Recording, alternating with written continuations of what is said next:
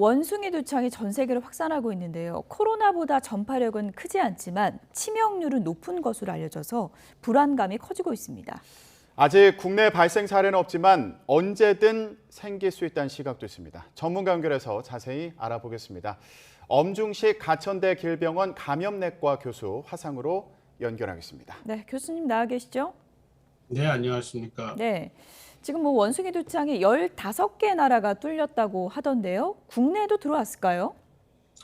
아직 우리나라에서는 확인된 사례는 없습니다. 그리고 외국의 그 전파 상황도 많은 나라들에서 확진자가 발생이 되고는 있지만 몇십 명 단위의 소규모 유행이 일어나고 있기 때문에 우리나라로 그 단기간 안에 들어올 가능성은 그렇게 높지 않다고 봅니다. 그렇지만 잠복기가 한 3주까지 굉장히 길기 때문에 해외 여행을 다녀온 분들, 특히 원숭이 두창이 발생한 나라에 다녀온 분들 중에 3주 이내에 발열이나 발진이 있으면 꼭 감별 진단을 받으셔야 될 것 같습니다. 네.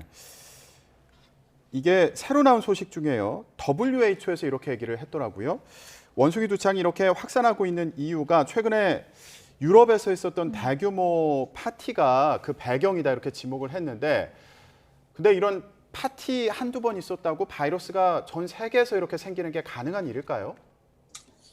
사람들이 여러 나라에서 모여가지고 어떤 행사를 하게 되면은 그 이후에 특정 지역의 감염병이 유행하는 사례는 상당히 빈번하게 일어납니다. 예. 그래서 원숭이 두창의 경우에도 이게 사람들이 많이 모인 곳에서 이 전파가 시작이 되었기 때문에 짧은 기간 동안에 동시다발적으로 여러 나라에서 발생했다고 보고 있는 이유거든요. 그렇지만 이 원숭이 두창은 전파력이 이 코로나19처럼 강하지는 않기 때문에 실제 그 전파된 나라에서의 유행이 크게 일어날 가능성은 매우 낮다고 생각을 하고 있습니다. 예. 전파력이 코로나19보다는 낮다 이렇게 보셨는데 이게 어떻게 하면 옵나 많은 분들이 궁금해 하시더라고요. 호흡기로도 옵는 건지 아니면 신체 접촉이 이루어지면 감염되는 건지 어떻게 이게 옵는 겁니까? 예, 원숭이 두창에 그 발병이 있는 환자들의 그 침방울, 그러니까 비말이라고 하죠. 이런 것들을 통해서도 그 전파가 가능하긴 합니다. 그렇지만 아주 그 가까운 거리에서 노출이 됐을 때 주로 호흡기 비말을 통해서 전파가 되고 주로 전파되는 감염 경로는 그 환자와 밀접하게 이 피부가 접촉했을 때라고 보시면 될 것 같습니다.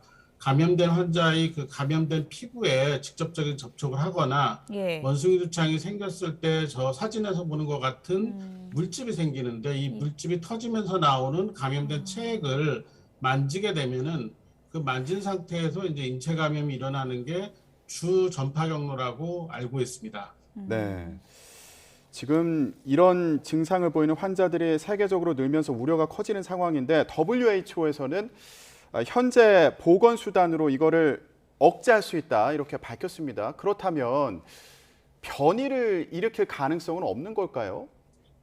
원숭이 두창을 일으키는 바이러스는 DNA 바이러스라는 그 분류에 속합니다. 우리가 코로나19는 변이가 많이 생기는데 이 코로나19의 원인 바이러스는 RNA 바이러스입니다. 원숭이 두창 바이러스는 DNA 바이러스라서 복제 과정에서 굉장히 안정적으로 복제가 일어나고 변이가 일어날 가능성이 매우 낮은 형태의 바이러스입니다. 그렇기 때문에 뭐 조금 뭐 완전히 뭐 100% 배제할 수는 없지만 이 원숭이 두창에 그 변이 바이러스가 생길 가능성은 상당히 희박하다 이렇게 보고 있습니다. 예, 변이 가능성은 낮다 이렇게 진단을 해주셨는데 앞서서 코로나보다 전파력은 낮다고 해주셨는데 중요한 건요. 치명률은 어떻습니까? 지금 질병관리청이 발표한 치명률은 3 내지 6% 정도로 보고 있습니다. 그리고 이 원숭이 두창도 지역에 따라서 약간 그 종류가 좀 다른데 홍고형이라고 하는 그 원숭이 두창 같은 경우는 한 10%대까지 치명률이 높은데 예.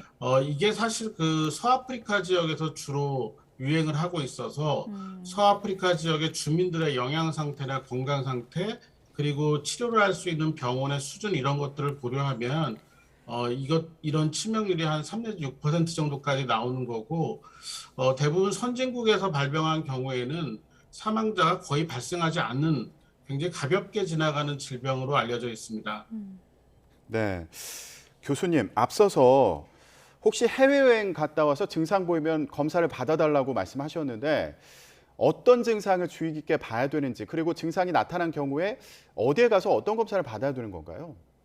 원숭이 두창의 가장 그 전형적인 증상은 일단 발열이 되겠습니다. 열이 나고 근육통, 또 허리에 통증이 유난히 많이 생긴다라는 이야기도 있고, 많이 춥고 피곤하고 뭐 이런 증상이 2, 3일 있다가 피부에 이제 발진이 생깁니다. 그리고 이 발진이 수포 모양으로 진행을 하게 되는데요. 이런 증상들이 있으면 빨리 이 감염 전문가를 찾아서 원숭이 두창 가능성을 감별을 받으셔야 될 것 같습니다. 예. 어떻게 치료를 하고 어떻게 막아야 될지가 이제 관심사인데 천연두 백신이 효과가 있다고 하던데 100% 막을 수 있는 건가요?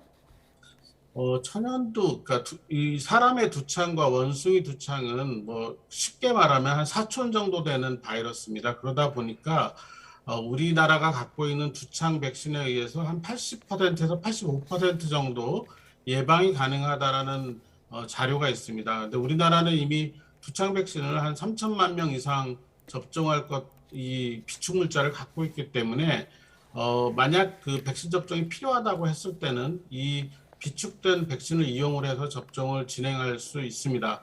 그리고 원숭이 두창을 위해서 따로 개발된 백신이 있습니다. 근데 이 백신은 아직 우리나라에는 도입이 되지 않았기 때문에 이런 백신도 일부 그 수량을 도입할 필요가 있다고 생각을 합니다. 네. 교수님, 그렇다면 일상생활에서 가장 기본적으로 이걸 막기 위해서 어떤 조치들이 필요할지, 조심해야 될 건 뭐가 있을지 설명 좀 부탁드릴게요. 앞서 말씀드린 것처럼 주 전파 경로는 접촉입니다. 결국 그 사람과 사람 사이 접촉에서 가장 중요한 신체 부위는 손이라고 할 수 있겠죠. 그래서 이 손위생을 철저히 하는 것이 원숭이 두창을 전파하는데 가장 그 기본적인 예방법이 되겠고요. 그리고 호흡기 비말을 통해서도 감염이 될 수 있다고 알려져 있기 때문에 지금 우리가 마스크 착용을 아직까지는 실내에서 잘 하고 있어서 이런 마스크 착용도 원숭이 두창의 전파를 예방하는데 상당한 도움이 될 거라고 생각을 하고 있습니다. 네, 코로나 마찬가지로 기본 방역 수칙 지키는 게 굉장히 중요한 것 같습니다. 엄중식 가천대 길병원 감염내과 교수였습니다. 고맙습니다.